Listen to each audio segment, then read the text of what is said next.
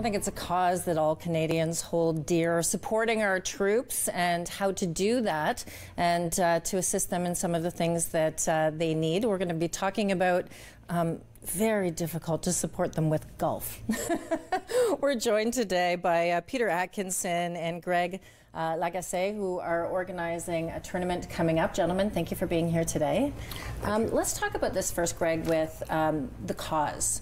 Why is support still needed, and where does the money go? Well, the support's always going to be there. Just because we happen to be out of the combat mission in Afghanistan, there's still a need, particularly on the mental health side. There's still a lot of ill and injured members that just haven't put up their hand yet and asked for that help because they haven't realized that they need that help, particularly on the mental health side. But these are still Canadians. They still have illnesses like everybody else, and they're still training. We still in a lot of operations around the world. So there's still a need to provide that additional support to make sure that our men and women of the Canadian Armed Forces are fully supported.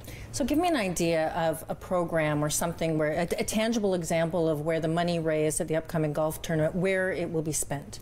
Golf, as an example. So it's good for you, golf? Yeah, absolutely. So Soldier On is a program of the Canadian Armed Forces that provides resources and opportunities to help these ill and injured members adapt and overcome. And we use sport and physical activity as that way, and golf is one of our most popular activities. In fact, we have 20 ill and injured members here in the National Capital right now playing a bunch of different courses in conjunction with the National Capital Open. So you see the tangible benefit right there, and it's not just golf, it's the A to Z. I mean, we do winter activities, kayak, and it is important because this is not only a way for them to get physically active again, but it's reconnecting them with peers, and that bond goes such a long way to help them overcome their mental or physical illness or injury. Peter, why did you get involved? Well, that's pretty easy.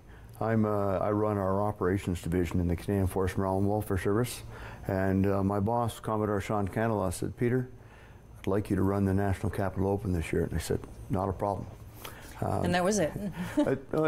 It's as easy as that in terms of our involvement, but it's a full team sport to be able to put on a major event like this in conjunction with the Mackenzie Tour, PGA Tour Canada, our own Highlands Golf Course, and all the military members here. Having Soldier On, and I equate this, it's soldiers helping soldiers. So putting the members of the team up as a part of the Pro-Am, having a clinic for them out here, getting them to interact with our sponsors and everybody else, it is an easy sell to Canadians and everybody else say why we're doing this. We just have a great opportunity for all these young athletes that are trying to make the jump from playing in this Mackenzie Tour to get to the web.com and get to the PGA. It's a great week of golf in Ottawa. And you have a personal connection, right, to the military? Personal connection in that I served 35 years myself, and then I've been with the Morale and Welfare Service for the last 5 years. So I am a soldier first, and to be able to have the opportunity to do something to help out other soldiers, that is very near and dear to my heart. And Greg, Ottawa is such a small town, right? We found out that you actually know two of the women injured soldiers that I climbed Kilimanjaro with. And, you know, other than, you know, PTSD, which I think that most Canadians now are very familiar with, unlike a few years ago, there's other programs, right, that you want to highlight that some of these funds that you raise all year long will support. Can you tell us a bit about that?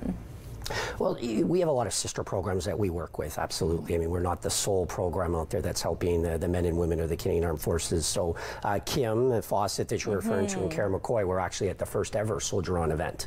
And you see where they've gone on to help support other programs as well, whether that's helping raise funds for the provision of prosthetic limbs for kids.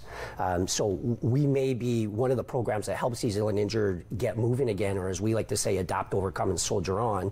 The intent is that they transition successfully back to civilian life and become good community members. And so Kim and Karen are prime examples of what we can do to help other organizations out there. Well, I tell you, those two women are the only reason that I made it to the top of Kilimanjaro, because I thought if they're doing it on one leg each, I can certainly do it on two legs, even though it was pretty challenging. Can people still get involved, Peter? They can get involved this week during this tournament. We've invited the public to come and enjoy the tournament, and they'll have opportunities to both interact, because members from the Soldier On team are out there. We've got an interactive zone on site on the weekend. and we want people to bring their families, come out, enjoy that, meet the soldiers, and enjoy the great golf that these young athletes are putting on. Started this morning at 7 o'clock, and Highlands Golf Course, this will be going every day from about 7 in the morning till 5 at night, right through till Sunday evening. Greg, Peter talked about bring people out. What do the soldiers get from having fans of their work come out and just say thank you? It's an appreciation of the service and the dedication, the commitment that they've made. I think that's big. We see it all the time, particularly at this golf tournament. Come out, support them. There's another event coming up in just a month, the Canada Army Run, which is a big one, where that's really a way to support the troops. And so any time that they get to see that there's Canadians out there that appreciate what they give and what the sacrifices that they made, that helps them realize that and helps them deal with their illness and their injury, and as I said, adapt and overcome. Well, you mentioned Army Run. It was a tearful moment for me when I was with Minister McKay. The first time there were injured soldiers at the start line, and they did the national anthem. I was really choked up about that. And Kim Fawcett was in that event. Yeah. Listen, the National Capital Open to support our troops is just another great way for Canadians to come out and say thank you. Well, enjoy. Have a great time. I know you will. It's a beautiful sunny day today. It is today. It is today. We'd like it to carry on until tomorrow, but we're not sure. Yeah. Thank you very much, both. Thank you very much. We'll be right back.